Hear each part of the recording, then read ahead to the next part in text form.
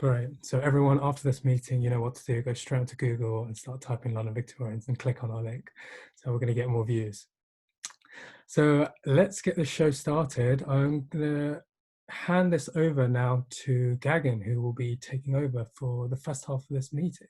So let's give a huge wave for Gagan.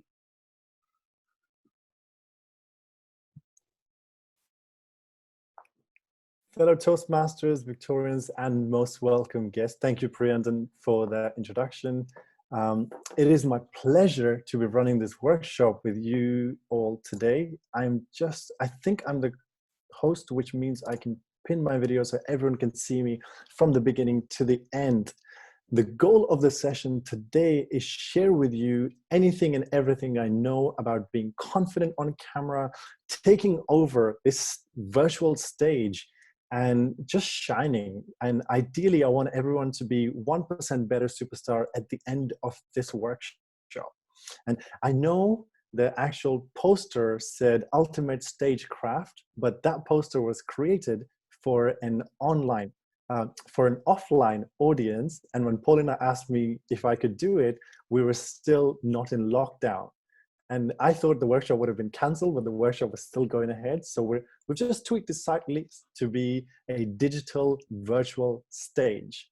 And that's what we'll be dealing with today. Now, before I tell you a little bit about myself, because I see a lot of faces here, I just have one question for everyone.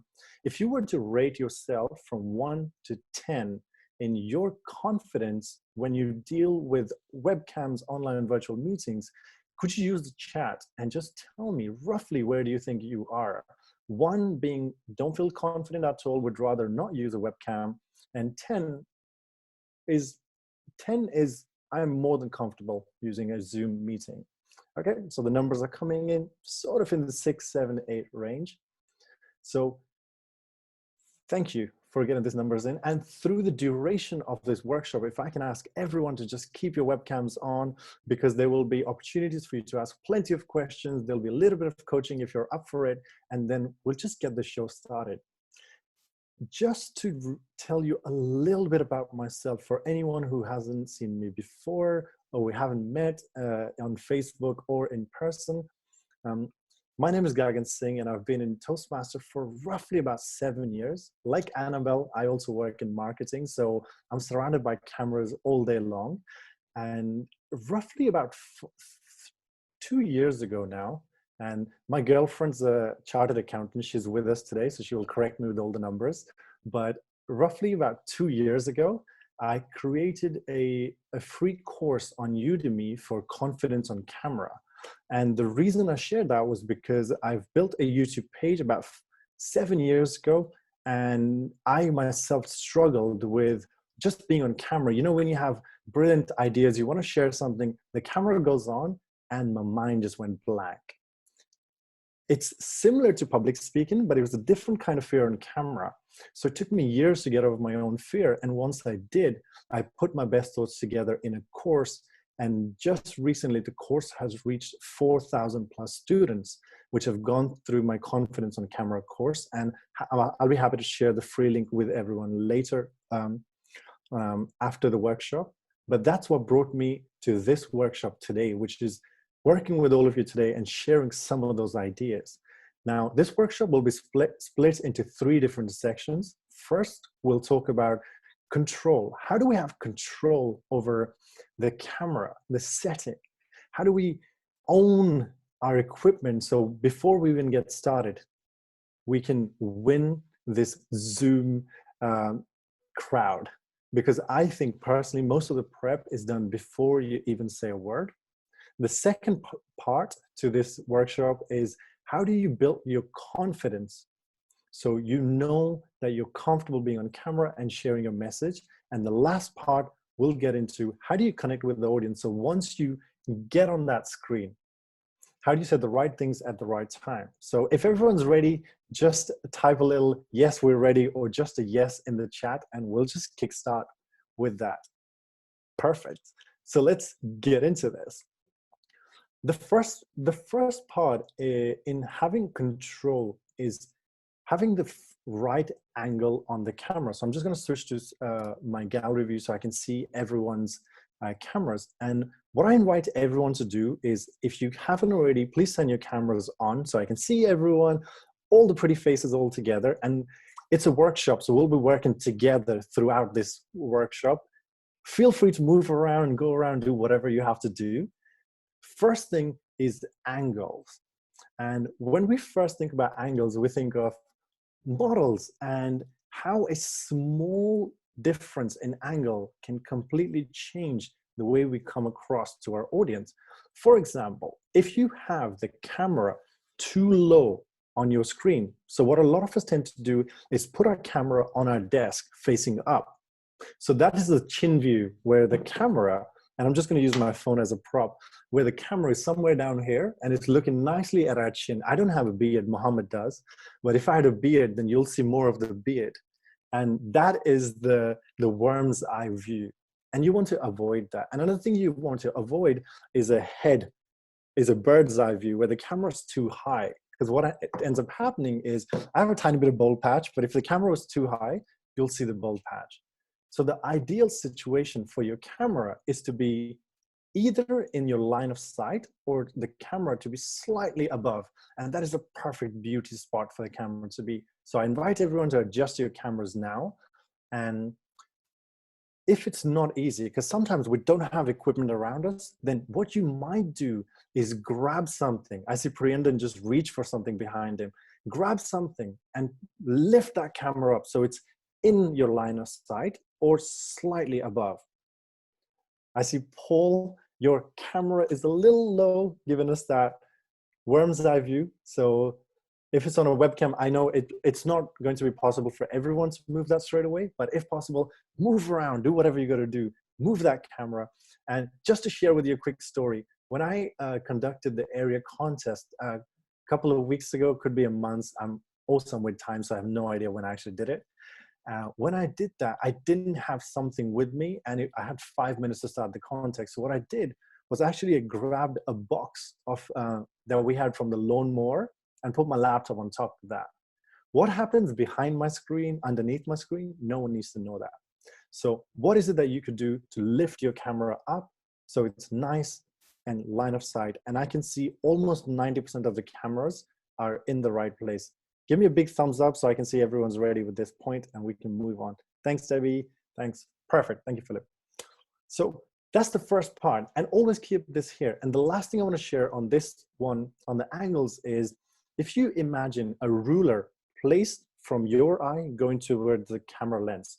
So you have a ruler, an imaginary ruler from your line of sight to the camera, and you place a ball right in the middle of the ruler. Yeah. I can see Florian actually has a physical ruler. Not all of us have a physical ruler. If you place a ball right in the middle of that ruler, you want that ball either to stay in the middle or run towards you. Does that make sense? So if your camera's too low and you have a ruler, the ball would go toward the camera. And that's the imaginary ball. You always want the ball either to stay in the middle or you have the camera slightly high so the ball will roll towards you. And that is a pleasing angle.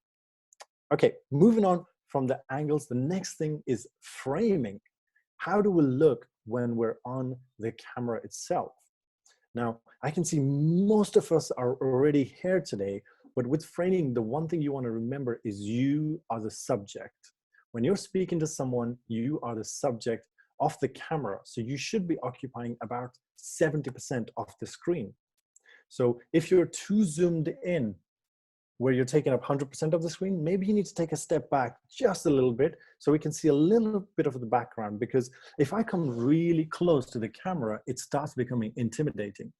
And if I go really far away, it doesn't have the same impact. So you can play around with the distance just to see what is comfortable for you. The ideal distance is when you have I can see just underneath the shoulder, so it's just not a floating head. And I think most of the people are already there. Is it Gyani or Gianni? I would say just if your camera could be a little bit further away, then we will see more of you. And this is absolutely perfect for all the people I can see on my screen. So now, whenever you speak to someone, they don't feel intimidated because you're too close, or they don't feel like you're too far in the distance. So we're exactly at the right place. Is everyone with me so far? Can I get a little bit of thumbs up? Okay, perfect. So we move on from here to the next thing, which is the background. And background is where things can get a little distracting for people. With our background, I know with Zoom, a lot of the virtual backgrounds are kicking in. I have to be the first to admit I'm not a massive fan, but that's mainly because I work in marketing, so the pixelated backgrounds don't particularly work for me. But if they work for you, not an issue. You might consider a plain background. You might consider a background which is far away from you. Distance is what is important. So Philip, your background was actually fine for me because it was going in the distance. You might use a plain or a background like you have your wall. You might have a bookcase, a painting behind you. Whatever you do, just make sure there's plenty of distance so the depth of field kicks in. I can see Alex has a really nice home background where she's got the fireplace, but the distance is further away. And the contrast in her clothing, if I don't know if you can see Alex's screen, but what Alex has is a cream white background and she's wearing dark clothes. So the contrast makes her really stand out. So that really works for you, Alex. Well done. And the other thing about background is if you have a lot of people sharing your space, you want to ask them before you get into a meeting to please, you might just send them a message to say, hey, I'm running a meeting for half an hour. Please don't get in the way. If you have kids, you can lock them away for half an hour, whatever you need to do to make sure there's no distractions there. And you might also ask people, if you're sharing with other people and everyone's jumping on the same Wi-Fi, you might even ask people to turn off their Wi-Fi for 20 minutes, 15 minutes, half an hour, whatever that is. So there's no background interruptions. Because one of the things that I was thinking of was, we've all noticed the news reporter viral video that went around. Does everyone remember that? Do you know what I'm talking about? Where the guy was speaking and the kids roll up in the background. And we all know what happens when things come in the background that you didn't intend to be there. So with background, I can see with my gallery view, everyone's background is looking good. So we're just going to move on from the background. Any questions so far? Just raise your hands or type it in if you have any questions. And then we can move on to the next thing. The next thing is lighting. Lighting plays a very important role because most of our cameras work based on lighting. Our cameras need lighting to work, and I intentionally use a older webcam on my laptop rather than investing in a HD webcam, because I always want to be connected. So how do we want our lighting to work when we're online? What is it that you could do to make sure the lighting is impactful around you? Well, one of the simplest things you can do is make sure the light source is in front of you or on your side and not behind you. So I can see Sandra's just come online and she's sitting next to a window, I take it. It looks like a window. I can also see Charles here has a nice big window next to him, which is illuminating his face. I can see Philip has plenty of lighting around him. John, your lighting is behind you, therefore it puts you in the silhouette. For the camera to work perfectly, the lighting has to be in front of you and not behind you. And Eleanor, what is it that you can do to add just a little bit more lighting around your face? Maybe it's a table lamp that we need to turn on and have close to our face. Maybe we just need to turn our screen ever so slightly so we're pointing towards a light source. What else can we do to make sure there's adequate lighting? Because the camera, you don't want the camera to struggle. And this is where you might want to, if you especially live in one of those rooms which has those grandma lights, those orange ones that barely throw any light, you might want to invest in a small table lamp or a ring light, or a studio light. I've just got a question here from Trevor. How do you adjust lighting for your glasses? Trevor, this particular question I've pondered for years, because when I take my glasses off, I'm next to blind and I can't see anything. And when I leave my glasses on, they're always reflected in my video. And you can see a bit of reflection, but it's not too bad. And the way you get rid of these reflections is you have to have the lighting at a particular angle, or the light has to be above the glasses so they don't reflect.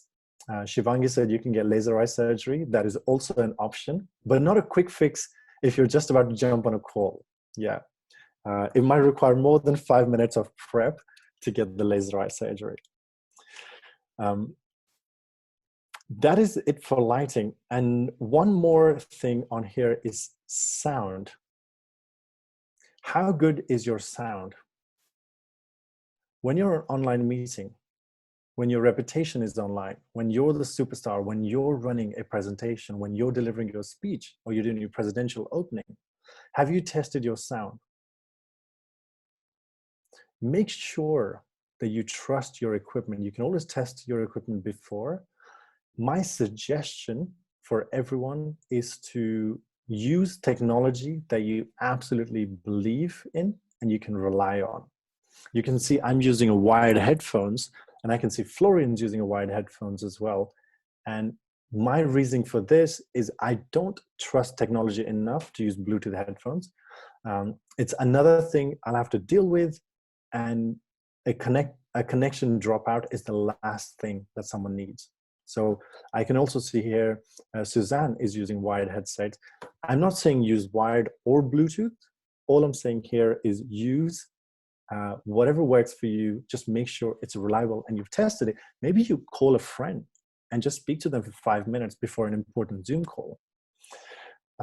By the way, just for a show of hand, how many people are actually using Zoom for their work outside Toastmasters?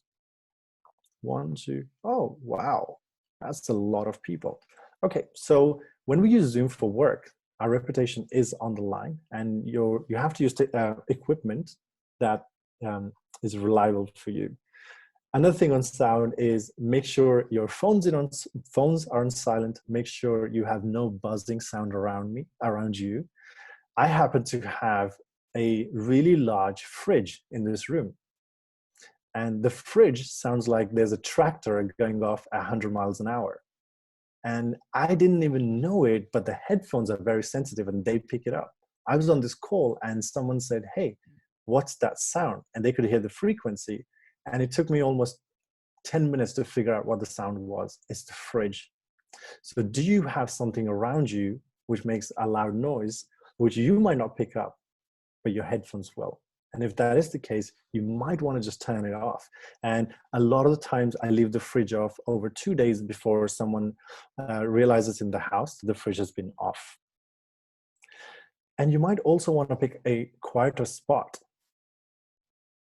So if you have a place in your house which is quieter, you might go there and then run the Zoom session from there. 2 more quick points while we're still on control. One is on clothing. I can see most of the people here are using neutral clothes, but what can you do with your dressing to make sure that you have one, appropriate clothing for the occasion? So if it's work, you might choose professional attire, and 2, proper clothing for your equipment that you're using. Because if you're using a patterned shirt, then the camera sometimes has struggle. If you're using branding, you might not be aware of it, but the other person will see. I was on a masterclass workshop recently, and someone had an explicit swear word on their jumper.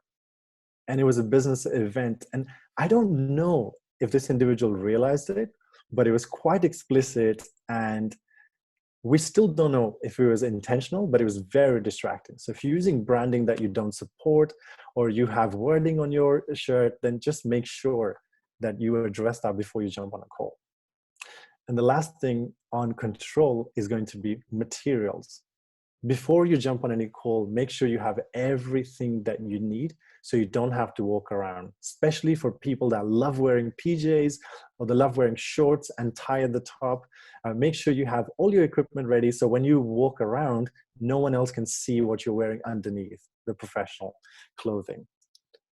And that goes for your notepads, that goes for your cup of tea, that goes for a glass of water, anything that you might need. And I've just made a list here.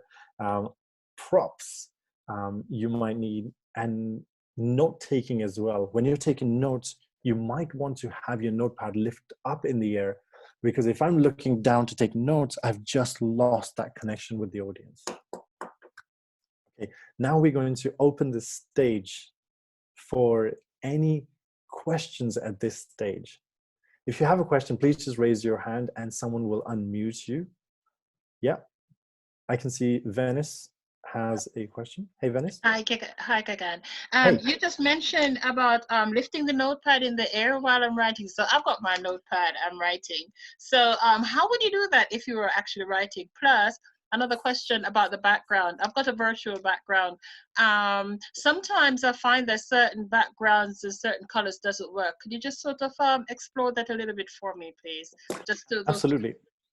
So what I'm going to do, is it Venice? Yes, Venice. Okay, Venice. What I'm going to do is I'm just going to share my screen quickly so everyone can see the points that we've talked about.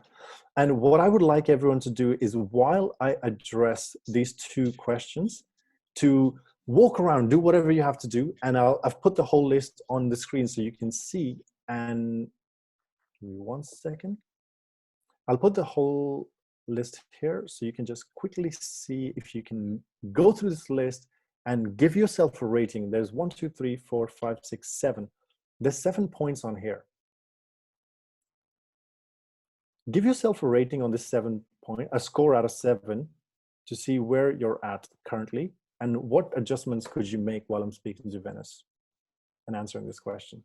So Venice, on having a notepad in the air, what you might do is you can either lift the thing you're using.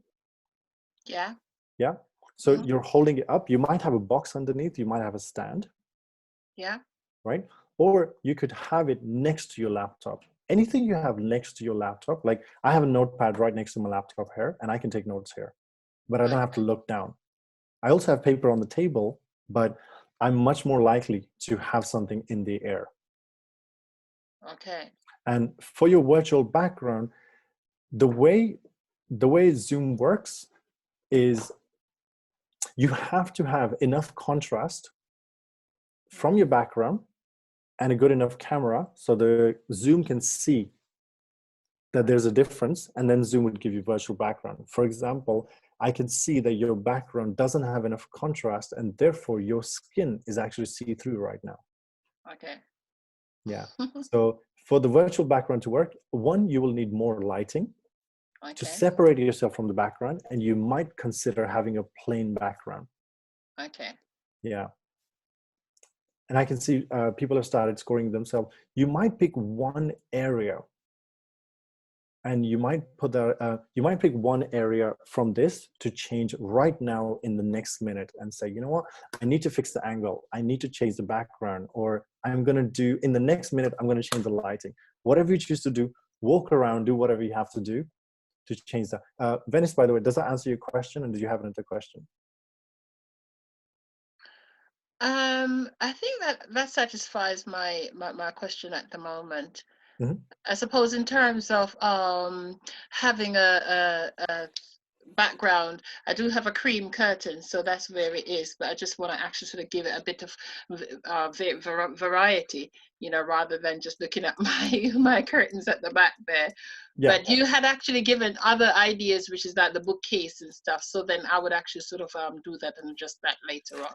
Yeah, so one thing we will be covering later on is you as a speaker. And the reason I personally prefer, and this is just my suggestion, the reason I prefer a plain background is because as a speaker, you are the subject. I can see your background and it's distracting me from you. And I want you, yeah. So already I don't know if everyone can see the difference, but already I can see that the focus is back on you and not on your background.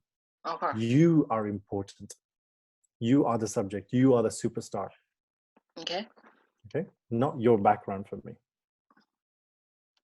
Okay. So I'm just going to stop. Yeah. Does anyone have any other questions? No.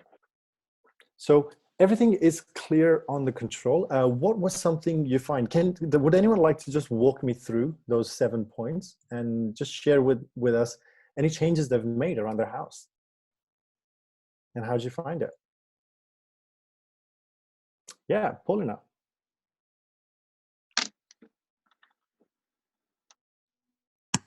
Here we go. Hey. I made some notes.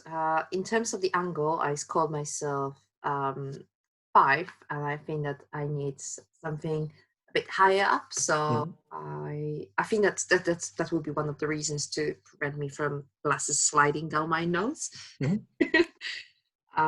With framing should be okay. Background is plain. Yeah, that's good. I'm not sure how to work out more depth, because actually that's my favorite corner of the house, where it's quiet and there is nothing distracting in the background. Lighting, I thought it's maybe I could use, that's a natural light, but probably in half an hour it will be too dark.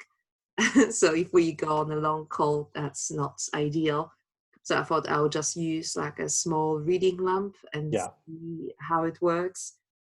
With sounds, I haven't tested that, so I'm not sure. I'm just hoping that you all can hear me well. Your sound is fine. Thank you. And clothing, for next time, I actually have a job interview on Monday, and I already thought that maybe I'll try darker clothes, so that will give a bit more contrast with the white background. But it's really helpful what you have told us. Yeah. So I appreciate it. Thanks for sharing that, Paulina. And the one thing I would share is, when you have distance from your background, because the lighting is on you, I can't tell that the background and your clothing is the same color. Because of the distance, there's enough separation there for you to wear bright colors. And even though I can see those lines that you're wearing, the lines are big enough. If you had anything with checkered patterns and the lines were close enough, the camera struggles to render those. Yeah. And I've learned that the hard way, because I would record a video, a 20-minute video that would take me half a day to record, plan, and everything. And when I watched them back, the camera would be flickering between the lines, and it'd be a waste of the whole shooting. Wow. Yeah. Okay, I'm just going to quickly check the question. Suzanne wanted to add something. Suzanne? Yes, that's me. Hello, everyone. Hey. I wanted to share something supporting Gagan's proposal on making sure that you have your camera on eye level. And I don't want to scare you, but a long time ago, I think 18 years ago, I had the privilege to undergo some media training. At the time, that meant like old time media, that social media existed, but it was irrelevant. So we got, and I was in a role where I could have been interviewed in a crisis like what we have today. So I got instructed on how to behave when a reporter or a cameraman was going to take a picture. And they have, usually reporters have an agenda. And they want a banker, for example, to look arrogant, strong, and powerful. Yeah. If they want to take a picture of a banker, they will take a picture looking like this, from the bottom up. So you look very powerful. If they want you to be looking like a victim, someone who needs help, someone who needs, who should look weak, they will do the opposite. So if anyone is still having doubts on buying books to put under your computer, I think that should pretty much convince you. In terms of light, I can add something I learned recently, and I find a ring light is actually quite practical, and it's 20 pounds, something like this. So absolutely. It's not really a huge investment. Absolutely. Thank you so much, Suzanne, for Thank you, Gagan. It's great. sharing. Thank you. And I was just going to add to that, the ring light example is amazing. So Paulina, I was going to add to that, but Suzanne beat me to it. one of the things you could buy for your laptop, for your iPhone, or for your room is just a small ring light. And it's just a small light that plugs into your USB. You can have your own LED, and it costs under £20. So if you are in a tight space and you need that extra bit of light, the closest thing you can have to your face is a ring light. So you might consider looking into that if you are using Zoom professionally and you want to make an impact. And the other point is also true about where you keep the camera. So if there are, yes, I've noted, I've read these things before, and I've gone through media training myself, so I know these points. So things to keep in mind. Okay, so we are going to swiftly move on to the next pillar, which is about confidence. So now we know all the preparation that we can do before we come to the laptop, all the setting up we do. It means that when the meeting starts, I don't have to fidget around. You don't have to move your things. Everything is ready and you're ready to make an impression. But what about the confidence? If we just think about your confidence on camera, think back to those numbers. What were they? 4, 5, 6, 7, 8. How do we move that confidence up a level? So we get those 4s to 6. How do we get those 7s to 8s? What quick changes could we make in our behavior to make sure that we feel confident on camera? So a few things I would like to share with you is the first one is, if I was to ask you to deliver a 20-minute presentation on your chosen subject, what is the first obstacle that you think is going to get in your way? Take a minute and write down one thing that you think will get in your way if I ask you to deliver a 20-minute presentation over Zoom on your given subject.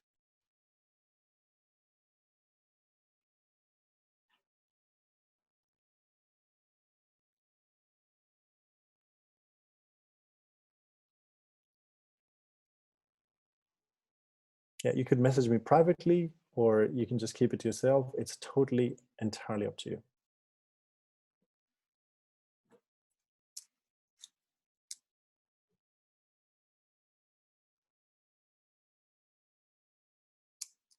Okay, so thank you for all the messages that are coming through. And what you'll find is a lot of times we have fears around things that hasn't quite happened. It's fear of the past, something that we carry from the past, or is anticipation of the future that builds anxiety. So we have negative self-talk, we have Wi-Fi, we have tech failures, not knowing how to fill that gap, or delivering with confidence, like Shivangi said here. How do we deliver with confidence so we know we remember all these points? And all these are genuine fears. The whole point of dealing with confidence in the second pillar is, how do we overcome those? And what you will find, and what I've found working with my clients, is a lot of our statements start with, I'm too ... I'm too scared. I'm too nervous, or I'm too whatever that ... is. And in this section, what we're going to do is get out of those fears without going into any deep therapy, without going into any deep things that I can't deal with right now. We'll look at how can we quickly build those confidence. How can we quickly build that confidence inside of us so we can get up on camera and just own this virtual stage? So one of the things that you can do is think of yourself as the messenger delivering a letter. So a question I have for everyone is, if I had, and I'm going to use this piece of paper, if I had in front of me a check for £1 million, and I was to deliver this check to you, would you care what color my tie was? So let me repeat that question. If I had £1 million check in my hand and I was going to deliver this to you, would you care what color my tie was? What would most of you do? Probably grab this check as soon as you can. So think about that for a second. most of the time when we think of our fears around anything, whether it's fear of public speaking or fear of being on a Zoom call, we are thinking inside out. And what I'm proposing to you is think of outside in. What is that check that you're going to deliver? Because if you were to deliver a 20-minute workshop on your given subject, that is so valuable for me that I'm willing to pay for it. And I'm willing to overlook the things that you've mentioned here, whether it's a negative self-talk that I can't hear, or whether it's looking down at your notes, or you can't remember a line. Would you care about any of these things if I told you I had value to deliver? So we have our timekeeper, Philip, and we have, is Annabelle still here? Okay, we have Annabelle. We're in the same field, we're in marketing. So Annabelle can deliver a workshop in SEO, and I would not care what her background looks like.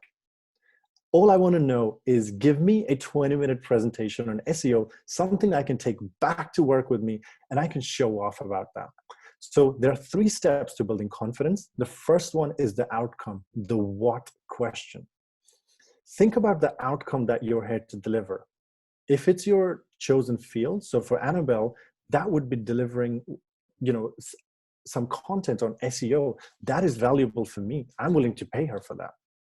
And I want that. If she has a tech failure, I can deal with that. My main focus is the outcome. What is the outcome? Take a minute and think about one goal that you can share with an audience that they're willing to care for.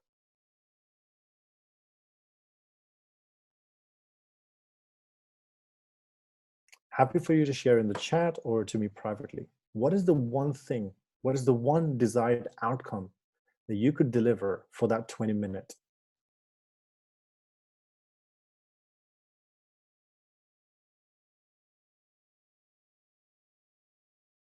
Yeah, Denise said how to be happy. I would listen to that.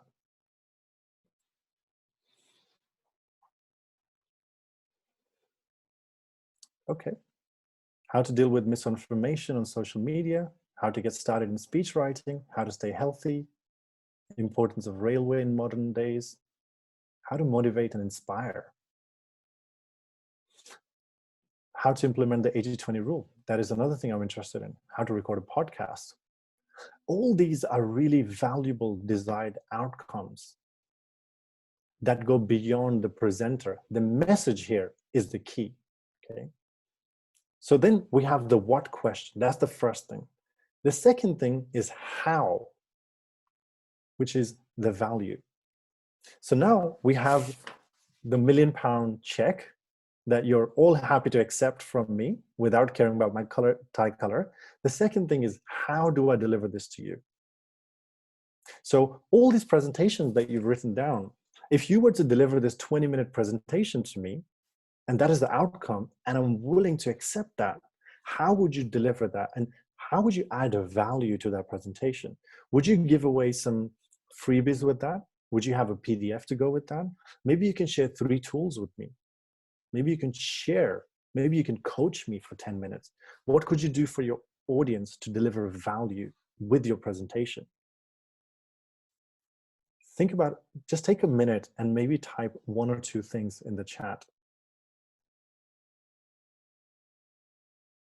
So if Annabelle was delivering a presentation on marketing, how could she provide value to that? Yeah, Denise said make them laugh. Absolutely, that's value. You can have audience participation. You can prototype. What else could you do? You can have team movement. You can have people moving around. I know they do a lot of virtual social meetings nowadays where you have to go and find things in your house. That's a lot of value. Okay, so to build confidence, so far we've looked at the what, which is the outcome. Once we have the outcome, that is what the audience cares about. The second thing is the value, how you're delivering that outcome. And then the last thing is the messenger, the who. Who is the person delivering it? So if you're the postman, the postwoman, Then I will look at the dressing and you know, the beliefs that you have. Are you smiley? Are you positive? All that comes last for me. Yes, the presentation, the first impression might come first, but there's no way anyone can see inside other person's head. And most of the time, when we typed all those things earlier, we started with the things that we fear inside our head rather than the value we're delivering. So if we just switch our thinking to what is the desired outcome and focus on that, you take yourself out of your head and you focus on the actual goal that you want to have. And maybe go in. The next time you go into a Zoom meeting, go in with a goal. Today, I want to connect with 2 people. Today, I want to share these 2 things. And then focus on the value, how I'm going to do this. You might have a freebie they can take away, like all the ones shared in the chat. And then you focus on you, the messenger. And what are some of the things, we talked about limiting beliefs earlier. What are some of the things that we could say to ourselves to then start changing those beliefs in the long run? So in the short term, we can focus on the outcome. We can focus on the value. But in the long run, you actually want to change your beliefs so you don't say those things of, I'm too nervous, I'm never ready for these things, I'm not good looking enough, yeah. Or I don't think my glasses are the right frame, maybe I need to upgrade them. What are some of the things we could do to change our belief system? The one I would share with you is ask yourself better questions. There are 2 types of questions that you can ask yourself straight away. Next time you start a statement by quickly judging yourself by saying, I'm too ... Change the quality of the question to a what or a how question. So you might say, if I start by saying, I'm too stupid for this, I might catch myself and change the quality of the questions to, in what way could I inspire my audience? Or how could I inspire my audience? What can I do to inspire my audience, make them laugh, share those tools? What can I do? The what and the how are not judgment-based questions. And starting those lines puts you already in the right frame of mind. Okay, and once again, I'm going to open the floor. Does anyone want to share something that surprised them in the confidence pillar? And I'm going to share my screen again, and I would like once again to score, for everyone to score themselves on these 3 pillars, on these 3 points in confidence, and see where they are right now. I'm just going to share my screen. And if anyone wants to jump in, please raise your hand. So first is the outcome, second is the value, and third is the messenger. Would anyone like to share? Let's go back to Zoom. Oh, can you still see my presentation? Yeah. Okay. I can't see the webcams, but if anyone raises their hands, then would anyone like to share anything new that came out for them?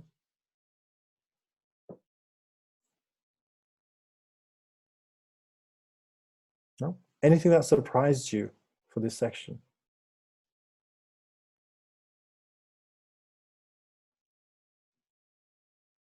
Okay. Shivangi?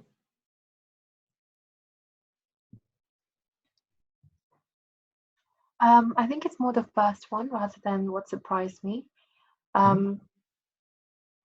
So I think the outcome would be something you have a passion in. So being able to deliver something that's being listened to. I think the value would be something that's relevant. So I think that's evidenced through like good audience participation or the nods or the acknowledgement that you get. But it can be something, if it's something that you're passionate about but the audience doesn't have an interest in it, it doesn't really work. And then I guess the messenger, the who is, I think a lot of it is actually, you can gain a lot of confidence just from like rearranging your screen, your lighting, all of that. I think it does make a difference in like you come across as. So I've actually recognized that since I started this call when like my lighting wasn't as good to now, I feel a lot more confident on camera. Okay. Thanks for sharing that. Okay, anyone else want to share anything? Oh, we have, sorry, I don't have the name here. Yep. Denise, would you like to quickly share something? Sorry, you're muted. Just 1 second. Yep. Hey, Denise. So that's you should have that on your list. How often people remember to mute and unmute. The confidence. It's a very common one on Zoom, and it makes for great jokes, by the way. Yeah, sorry. Good evening, fellow Toastmasters. I think around value, I found what increases my confidence is when there is authenticity in what I'm saying. Mm-hmm. So particularly if it is something that I have experienced and what I'm communicating is a turning point in that particular thing, it just gives a lot of confidence. And also when the audience that you're speaking to, if you're privileged to have to get information, to gather, quality information on the audience, when you're speaking, you know that there are people in there that what you're saying you'll connect with. So. Yeah, absolutely, Denise. And I must say, I love that you have a 3-point lighting going on. I love your background, and you have a lot of information. It's a lot of information, but the distance between you and the background makes it really natural as well. Thank you. I hope you have everything in your background that you want to share with everyone. Well, it wasn't really planned with the background. I just wanted to position because we had a training program last night and they talked about, the lighting and so on. And so I was always sitting with my back to the light. Yeah. So after last night, I tried to position the camera so that I'm not backing the light and my background is not reflecting. That's what was happening in the past. Absolutely. And this is looking great. Thanks for taking part. Thank you. And now we have the last pillar that I want to share with you, which is connecting. So we talked about taking control, all the preparation you could do before you start. We talked about the confidence and how you could focus on the outcome and not yourself. So you're not stuck inside your head and you just get on with the camera. The third thing is actually connecting. What do you do moments before the camera comes on? It's similar to public speaking. When you feel that you're ready, you go to a meeting and moments before you get up on stage, you feel that butterfly, you feel butterflies in your stomach, you feel nervous and your nerves take the best of you. So what are some of the things that we can do just before we get online and turn on the camera? So the first one that I'd like to share with you is just a simple breathing technique. Who here knows about Brian Tracy, by the way? Has anyone heard of Brian Tracy? Okay, so about 20% of people here have. So this one I got from Brian Tracy, who's also a public speaker. And the technique is very simple. It's to be able to breathe. When you get nervous, your breathing gets shallow, and that's when we stop thinking straight and we lose our train of thoughts. So I would like everyone to join me for this one. And the technique is called 777. And what we're going to do is breathe in over 7 seconds, hold our breath for 7 seconds, and then release it over 7 seconds. Is everyone ready? Okay, so 7 seconds starting now. Let's breathe in. Hold it at the top for 7 seconds. 5, 4, 3, 2, 1, and then release over 7 seconds.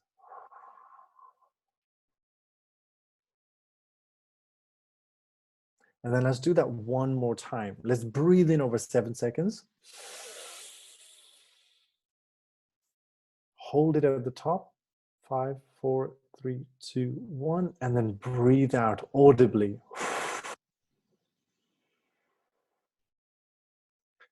And then what this allows us to do is just to get that very important breath in to your system.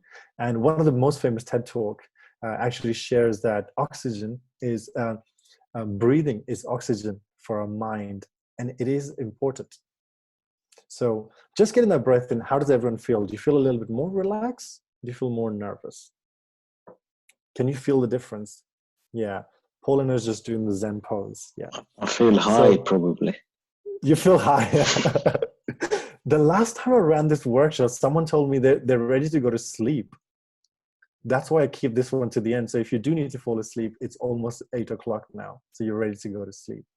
And this is the first technique I'd share with you. If you're feeling nervous or anything, use the 7-7-7 technique. So breathe in over 7 seconds, hold it, and release it over 7 seconds. What's another thing we can do to just get ready before we connect to the audience? Well, think about what you would do if you were standing. Think of your posture. And let's do another one together. This time, we're just going to do a sitting down power pose. So I would like you to breathe in over 7 seconds, but throw your hands up in the air as far as you can. So we go all the way up in the air. And then as you breathe out, you bring it to your side and you hold it on your waist like this. So you create that shape and you feel strong. And let's do that one more time. Over 7 seconds, let's breathe in as loud as you can. 7, 6, 5, 4, 3, 2, 1. Hold it for a second and then drop it over 7 seconds. And you put your hands on your waist until you feel powerful. And now if you look around, I can already see everyone's shoulders are nice and relaxed. They're looking straight ahead.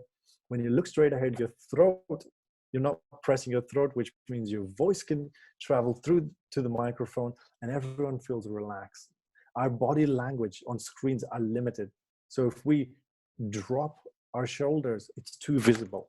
The other person can see that we're not sitting straight, therefore we're not comfortable. And maybe we're nervous. What else can we do? Can I see a big smile from everyone?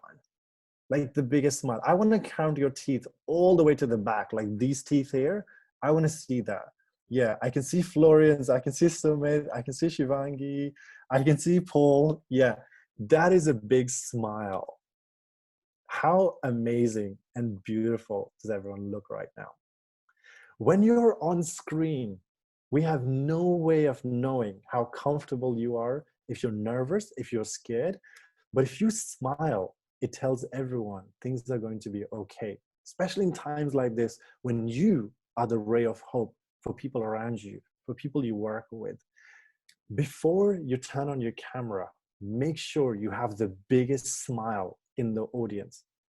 Because you know, sometimes what we do, we turn on the camera and it looks like this. And then we're trying to fix things around, and then like 10 minutes later we smile, and first impressions always last. So let's try that again. The camera's off. I've got the biggest smile ever. And then you come up like this. It's like, you know the things you do to the kids? You hold the kid up and you go, ja. And then you do the thing. It's the same thing. Before the camera comes on, just have the biggest smile ever. The other day, just before I delivered a speech, I was setting up my camera and I forgot to smile. And later I got a message from a girlfriend saying, hey, you looked a bit tired. I wasn't tired. I just didn't know the camera was on. So the biggest smile possible. And that tells me you're happy, you're confident, and you're ready to tackle the day. And the camera's on. I'm sure Suzanne would share this with you as someone who's gone through media training. When the camera's on, you smile from the start till the end, until the camera turns off. And you're telling the world you're happy and you're confident. Suzanne, did you want to add something? Yes, just to comment on the media training, it depends. You know, if it's about bad news, you better kind of look serious. Because we are currently in a crisis situation, you know, and I found it actually quite hard during the training, because obviously we needed to talk about disasters that didn't happen because it was a training. So it's very hard to control your mimic if you have to. So, but if the crisis is a real one, obviously it's probably not hard to not smile. But what you said is very true. You know, many people start at whatever meeting fixing something and looking very concentrated, which is not a smart way to look. So, absolutely. So if it's a crisis situation and you are talking about the numbers of the death toll in UK, then maybe You cannot smile and you have to have a serious face. This is why I particularly could not be a news reporter, because I'm always smiling. Yeah, even when we talk about death, and it's not a good thing. The next thing is eye contact. How important is eye contact when we're on camera? It is too easy to look down, up, to look away. But as I look around right now, some of you are looking at your notes. And it tells me that you're disconnected. When in fact you're not. I know you're not disconnected. I know that you're totally engaged in the content. But how do I know? I need a visual clue from you. And the visual clue from me, if I'm on the other side speaking to you personally, is you looking into the lens of the camera, not on the screen, is you looking on the lens of the camera. So right now, as I look through this lens, you have my eye contact. If I look at the screen, it looks like I'm looking away. So eye contact becomes very important when you're using a Zoom call. Look into your lens and I know I have your attention and we can work on this together. And your eyes are the windows to your soul. It's really hard to reflect this on a digital screen. But if you're looking in camera, then I have a glimpse of what could be your soul from a distance. Okay? And the last thing on here is voice. You know the official figure that every public speaker uses, that are in nonverbal communication, your most of it, like 70%, is not even the words you say, it's your body language. Well, all that changes when you're sitting down and you're on a Zoom call, because your voice becomes way too important. Suddenly you can't use your body language, you can't move around, you don't have the stage presence. So what do? You use your voice. So normally, if you were to talk in your normal conversations, you wouldn't care too much because you can use your hand gestures, you can use your body language, you can smile, and all those signals will tell the other person things are okay. But on a Zoom call, you want to pay close attention to the way you're using your voice. So especially if you're running a longer session like this one, then you might consider adding pausing a lot more. You might go quieter at times. You might get someone else to speak for a minute or two, just so there's a variety added to your calls. Is this making sense so far? Can I just get a yes in the content section?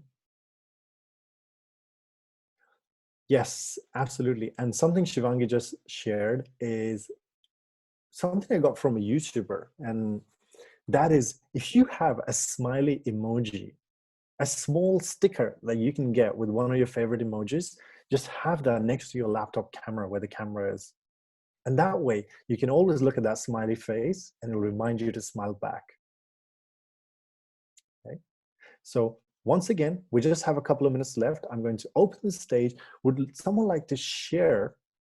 And I'm going to throw the slide back up on there. 1 second. Would someone like to share how they would use the connect things we've talked about here? Can you all see my screen? I think you can. How would you score yourself on the connect section? So 1 second. Where is everyone? Okay. How would you score yourself on each of these? Is there something you can improve on these? And would someone like to share what they're learning? Is there a question that you have that I can deal with? I can't see your screen right now, so maybe someone can raise their hand and someone can unmute you. Hi, Gagan. Just to Hi. say a massive thank you for your training. It's so topical in this day and age of Zoom.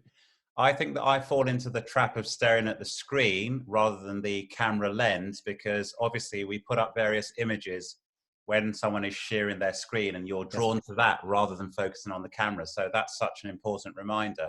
I think the other point that you make about the voice is really critical.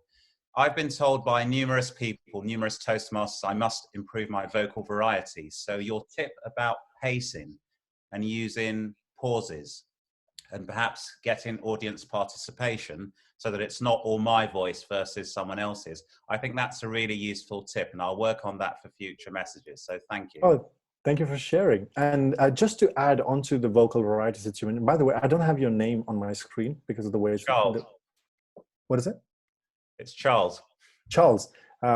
Charles, the thing you've mentioned about vocal variety, the one thing I would add is when we're speaking with public, then we have a different range of voice we can use. But on camera, there's only so far I can get away from this mic. So one of the things you could do, Charles, as a suggestion, is when you're speaking to the audience, think of someone who's right next to your face. So if I was right next to your face this close, how would you speak to me? There's no way you're going to yell. So you might start whispering and practice with having someone or imagining that there is someone right next to you. It could be your partner, your kids, whatever that is. And then imagine there is someone maybe a couple of yards away from you and how you'd raise your voice for that. And then you'd use your booming voice. Okay? That's very and then helpful. once you, Thank you. No worries. And when you play with that range, you will start having a vocal variety in your tone. And I'm just going to stop sharing my screen, and I can see that we have come. I can see Philip is showing me the time. So I'm just going to wrap this up by saying today we looked at 3 pillars of how to gain more confidence when using your screen, how to have more control. That was the number 1, by doing all the preparation you can do beforehand. So once you go on the camera, you're the star.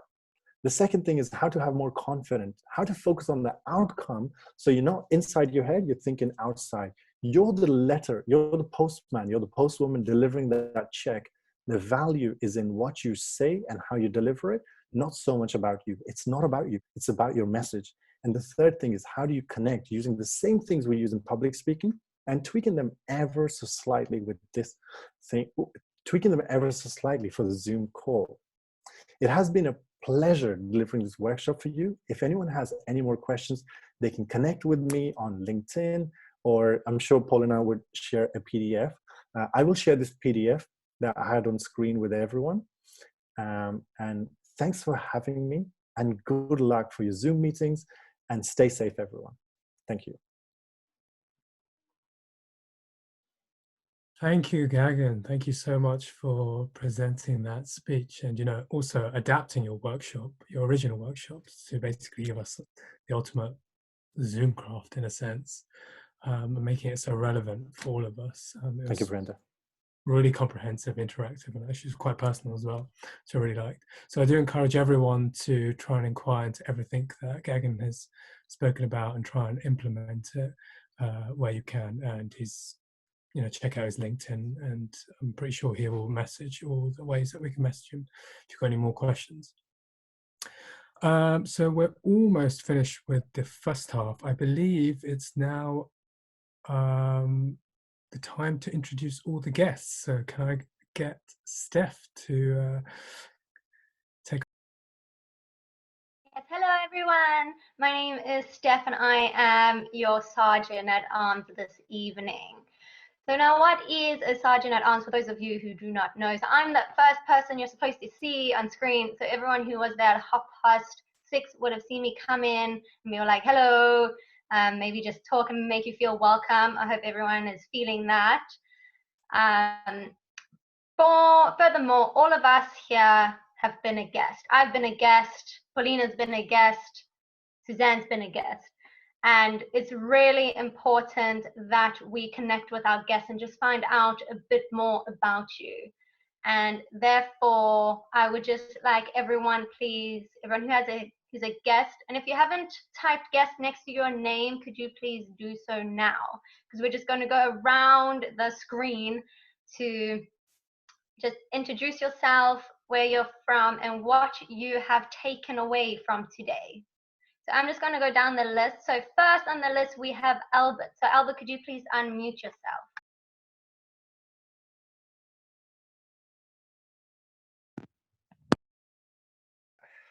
Smile as we were told to do. And thank you for giving me the opportunity. Albert is the name, and my club is Sutton Speakeasy. based in Sutton, the southwest of England. I chose to come tonight to join you at London, Victoria, because your slot is very convenient, Tuesday evening, and because I met someone I can see in the screen, Florian. He once came to a club. So following up on connections of invitations, I decided to do that. Now, I don't know how long we're supposed to speak about. Maybe 20 minutes, 30 minutes? 20 seconds, 30 seconds? Okay, I'll keep it short. In brief, I'm an engineer, like speaking, but inhibited in that characteristic. So I came to Toastmasters and I feel there's some improvement, but I feel there is much more to take from one club and another. I particularly want to improve myself in areas where I will be smiling, not only at Toastmasters, but even in my own natural life. You know, engineering is hard work. You get people lifting, you get people calculating, and you always want all the audience around you is in serious engagement. Maybe it's a bit like medicine, I don't know, but it's not certainly like teaching. So you have to move your framework out of the seriousness and the sense of calamity. And I think I look forward to Toastmasters to try and convert me. The last point which Gagan mentioned, thank God his name is there, I'm not good at names, is you should always be smiling. I've heard that before, I've not practiced enough, and I hope this is a chance to do that. There you are. Thank you, Albert. Welcome. If you just want to speak to between like 1 minute, 2 minutes, that would be great, just because I think we're over time. So just bearing that in mind. Next, we have Gagan, if you would like to say something, or if you're happy to pass, just whatever you're. I'm just going to briefly, thank you, Steph. I'm just going to briefly say thank you so much, Paulina, for inviting me to deliver this workshop. And it's been a great pleasure being here today. I'm from London, Athenians originally, which meets in Hammersmith, and I'm area director right now. And like Annabelle, I also work in head of marketing, and I would like to, I'm just training to be a coach right now, and I would love to be a better coach as I move forward. So thank you everyone for having me today, and it has been a pleasure sharing with everyone. Thank you. Thank you so much. All right, next we have Denise. So Denise, could you just introduce yourself, please? You're on mute, Denise. Why? Sorry. So, my name is Denise Helaman, and I am the president of Legacy Speakers Brixton. That is the best Toastmasters club in the whole of South London. Sorry. It's really a pleasure being here tonight. I learned so much. I think, Gagan, is it? You're an excellent presenter, and I want to present like you when I grow up. Thank you.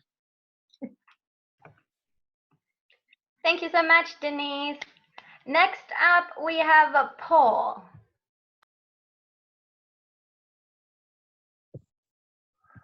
Hello, Toastmasters. Hello, and especially Gagan. Thank you very much for that wonderful workshop. I came especially because I know that you are a quality speaker and I've got lots to learn.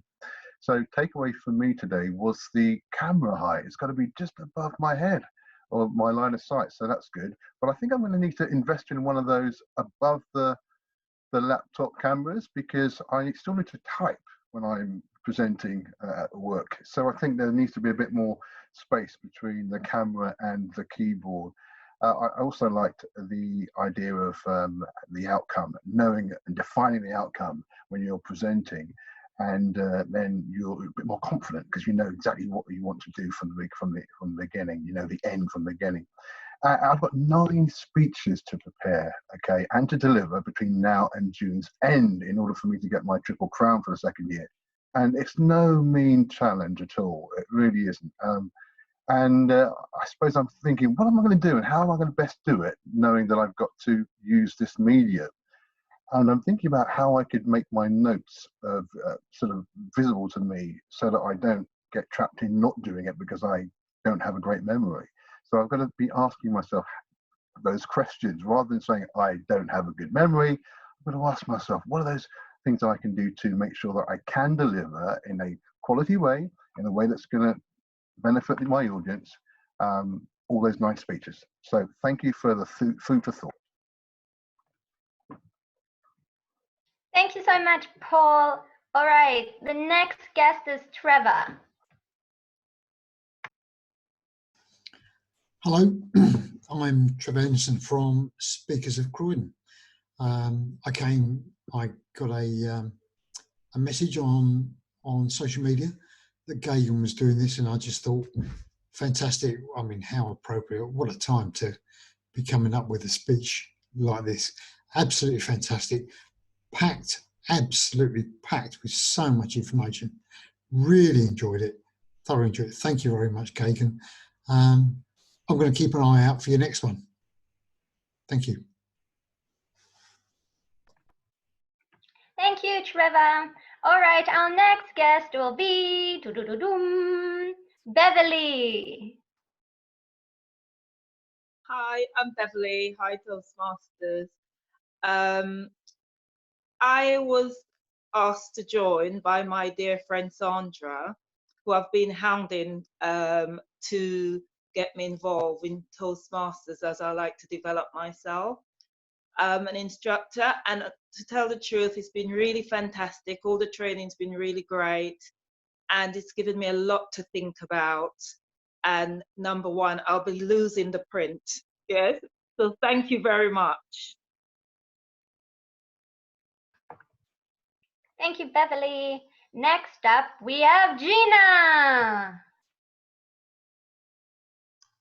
So hi, I'm a member of Croydon Communicators and also club mentor of Legacy Speakers Brixton, and I'm also the former area director of the area that Gagan is area director of. So I loved Gagan's workshop. It was valuable, content rich, and so much to take away. I've written notes and I will go over my notes because that's the way I embed information and knowledge. So what's the takeaway?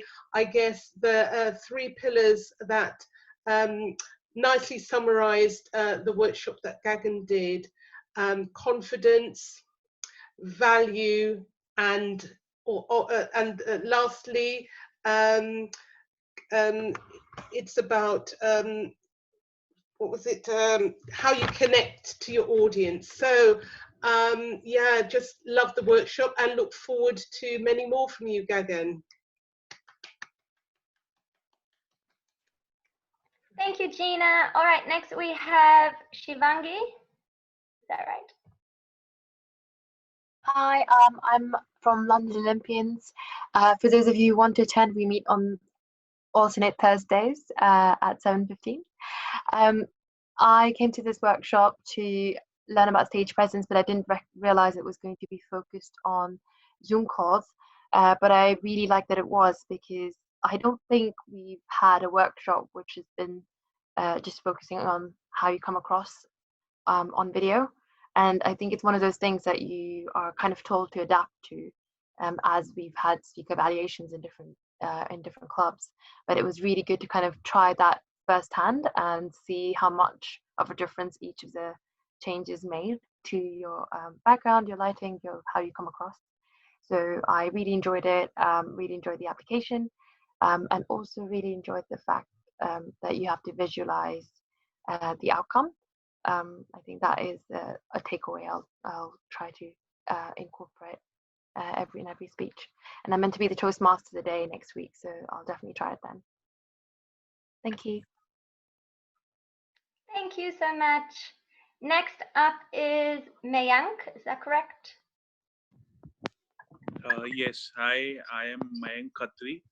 I have been a Toastmaster in India for the past 2.5 years. Currently served as the president of my club, South Delhi Toastmasters.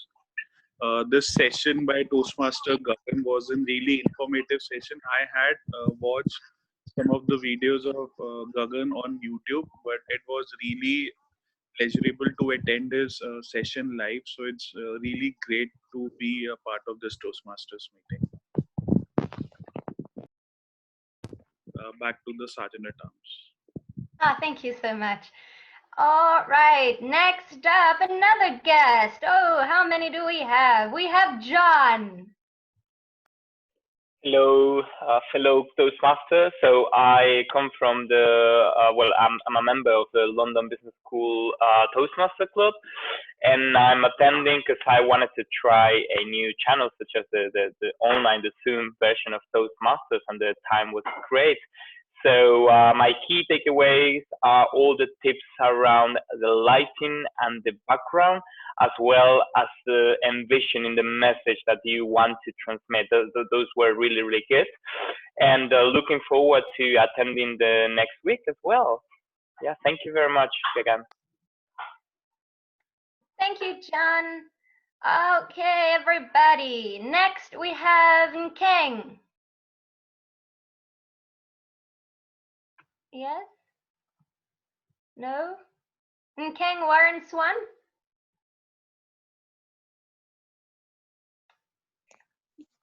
Good afternoon, fellow Toastmasters.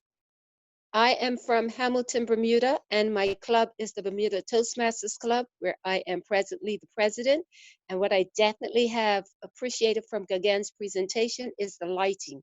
That has been a challenge, but I will definitely take away every aspect that he presented, because I am doing a Zoom presentation this evening. So he has given me a fantastic armory of practices to put in place. So Gagan, many, many thanks, and thank you all for having me meet with you today.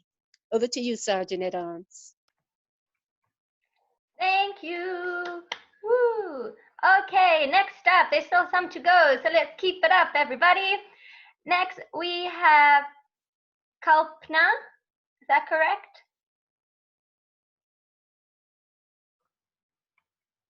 Yes? No? All right, we'll come back to you later if you're available, or if you can speak then. Next up, we have Sandra. Thank you so much, Steph.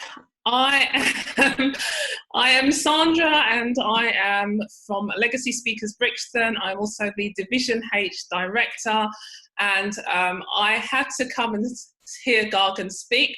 My brother from another mother, shall I say. He's absolutely amazing, and I just did not want to miss him.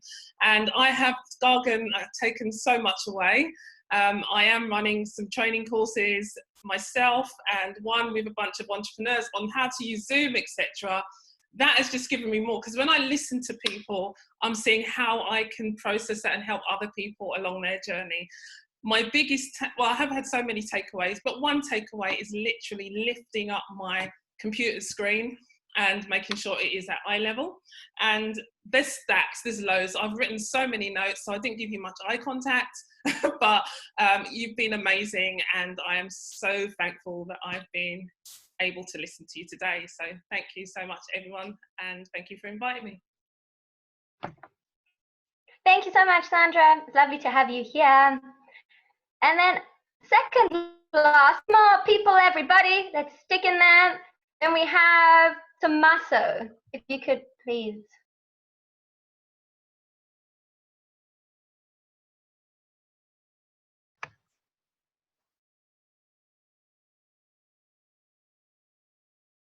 Can anyone hear? I can't hear you. No. Can anyone else? Do you want to figure that out, and then we'll come back to you? You hear me now? Yes. Yeah. Okay. Hi guys. I'm Tommaso. I'm new to Toastmasters. I'm originally from Italy, but based in London, and I came to visit the Victorians Toastmaster in person before the breakout of the virus. So then I left it for a bit, and I came back in a digital version today.